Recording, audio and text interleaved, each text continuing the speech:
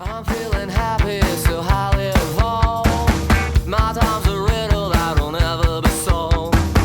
Dreaming for something, reaching for something.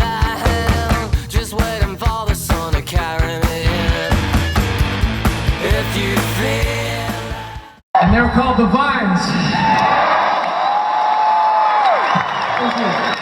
They just sort of blew the doors open and allowed bands for us to walk through them. And we're gonna play a little bit together now. Sounds good. Okay.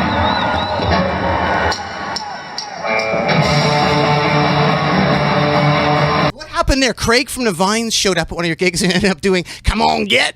Yeah, free. Sorry, I wasn't. Yeah, we were totally starstruck, you know, because we're all super massive fans. It was pretty amazing because we all idolized the Vines, you know, when we were kids. That first record especially, and everyone. Dom did the solo like from when he learnt it as a whippersnapper.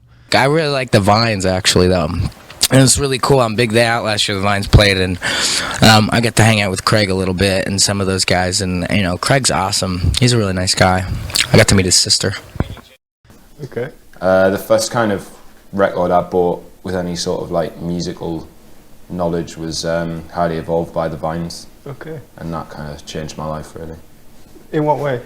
It was like Nevermind to me. It was like you know, my version of Nirvana, because I came out when I was like 11 years old, and it just blew me away. And Craig Nichols was just, I thought he was like the coolest person in the world, and I loved the way that he performed, and it kind of just made me want to play music and be him basically. And that kind of sort of paved the way for, you know, the next sort of 10-15 years of my life, I guess. I used to listen to it like, you know, probably every day at one point, but I still listen to it like a couple of times a year or something, and it still excites me and makes me realise that it was a turning point in my life, I think. I just remember like how powerful the videos were and how explosive his performance was, and I think at the time he was kind of like the most interesting performer. You know, you had a lot of bands like the Strokes and stuff, just kind of their whole thing was standing still, but I liked the fact that he was kind of destructive, and you know, whenever they did like a live performance on TV, he'd probably spend most of the time smashing his guitar up rather than actually playing the song.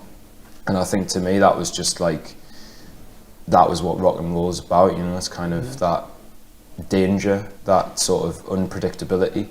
And I think that's kind of what made me so excited by the Vines, and that's kind of what I wanted to do, you know. It's just have that element of